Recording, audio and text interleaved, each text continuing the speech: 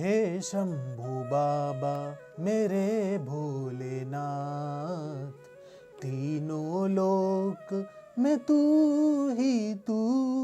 श्रद्धा सुमन मेरा मन बेलपत्री, जीवन भी अर्पण कर दूं। ये केवल एक भजन नहीं, अनेक भक्तों के मन की आस्था का प्रतीक चिन्ह है, जिसके एक अन्य प्रतिबिंब का भव्य अनावरण कल यानी 13 दिसंबर को होगा।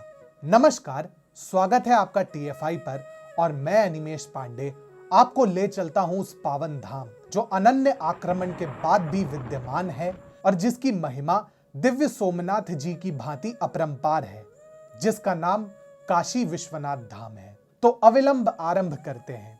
प्रधानमंत्री नरेंद्र मोदी द्वारा काशी विश्वनाथ कॉरिडोर का उद्घाटन 13 दिसंबर 2021 को किया जाएगा। काशी विश्वनाथ की भव्यता को पुनः प्रतिष्ठित करने के उद्देश्य से इस प्रोजेक्ट की नींव रखी गई थी, किंतु काशी विश्वनाथ की कथा भारत के संघर्ष की गाथा है, जिसका एक अध्याय अब भी लिखा जाना शेष है। मोहम्मद घोरी ने अपने गुलामों के माध्यम से भारत में इस्लामिक राज्य की स्थापना की। सुल्तान इल्तुतमिश जब दिल्ली के सिंहासन पर बैठा तो उसे मौलानाओं ने भारत में हिंदुओं के विरुद्ध जिहाद छेड़ने की सलाह दी, लेकिन उसने यह कहते हुए इनकार किया कि मुसलमानों की संख्या अभी कम है। तब से लगभग 500 वर्षों तक हिंदुओं ने मुसलमानों के विस्तार को रोकने का प्रयास किया। 1658 में औरंगजेब मुगलिया सल्तनत का प्रमुख बना। अपने पिता के काल में ही औरंगजेब ने ओरछा के पवित्र मंदिर को नष्ट किया था, परंतु भोग विलास में लिप्त शाहजहां ने उसका विरोध नहीं किया और ना ही तात्कालिक हिंदू शासकों ने, जिसका परिणाम यह हुआ कि औरंगजेब एक पागल हाथी की तरह मुगल साम्राज्य के अधीन रह रहे हिंदुओं को कुचलने हेतु आगे बढ़ गया। अहमदाबाद के चिंतामणि मंदिर से प्रारंभ करके उसने गुजरात सहित पूरे भारत में मंदिरों का विध्वंस प्रारंभ कर दिया। मथुरा के श्रीनाथ द्वारा यानी कृष्ण जन्मभूमि से लेकर मुगलिया सेना काशी विश्वनाथ की ओर बढ़ी। आलमगीर ने छत्रपति शिवाजी महाराज के आगरा किले से भाग निकलने का क्रोध काशी विश्वनाथ पर निकाला और 1669 में काशी विश्वेश्वर महादेव मंदिर को ध्वस्त कर दिया। इतिहासकारों ने इतिहास के इस पृष्ठ को इतिहास से मिटाने का अथक प्रयास किया।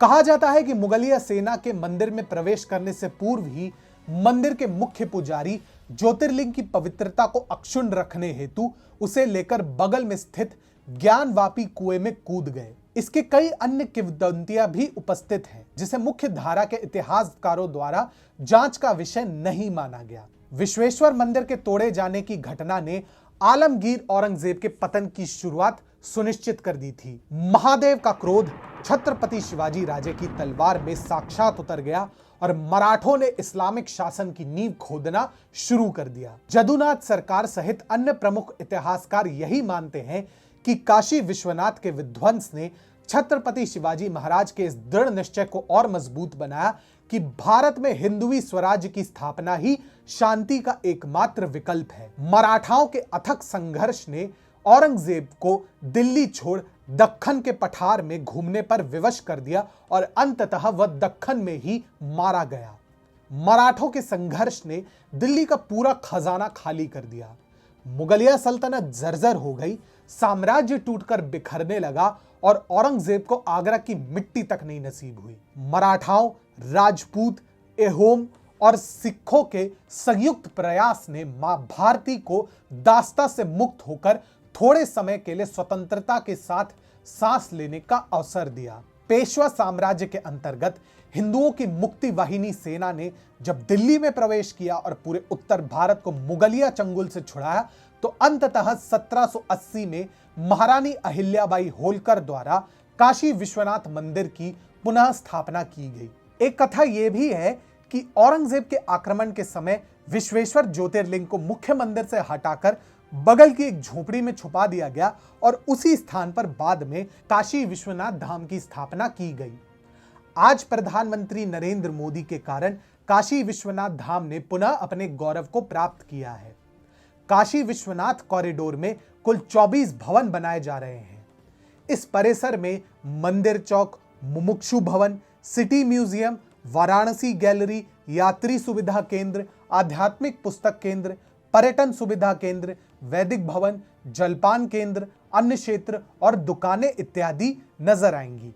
गंगा घाट से मुख्य मंदिर के गर्भगृह तक सब कुछ भव्य ही है। एक अंतिम अध्याय अब भी शेष है और वह है ज्ञानवापी मस्जिद का, जिसे मूल मंदिर को तोड़कर बनाया गया था और जिसके साक्ष्य आज भी विद्यमान है। काशी विश्वनाथ और ज्ञानवापी मस्जिद विवाद अयोध्या के विवाद से अधिक भिन्न नहीं है, क्योंकि काशी विश्वनाथ के दावे के पीछे पर्याप्त पुरातात्विक और साहित्यिक साक्ष्य भी मौजूद हैं। ऐसे में क्या ज्ञानवापी मस्जिद के स्थान पर मुख्य मंदिर का पुनर्निर्माण संभव हो पाएगा?